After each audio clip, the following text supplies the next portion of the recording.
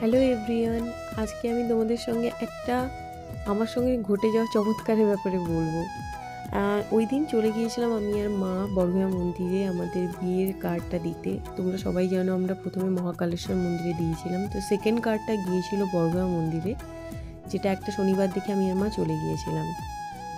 পুজো টুজো দেওয়ার পর হঠাৎ করে আমার নোটিশ হলো যে ঠাকুরের নিচে যে লাল সাদা শাড়িটা দেওয়া রয়েছে ওটা অ্যাকচুয়ালি আমার দেওয়া রেজিস্ট্রির দিন যে শাড়িটা আমরা ঠাকুরকে দিয়েছিলাম সেই দিনে। তোমরা যদি ভালো করে নোটিস করে দেখো, ওই লাল সাদা শাড়িটা আমি দিয়েছিলাম।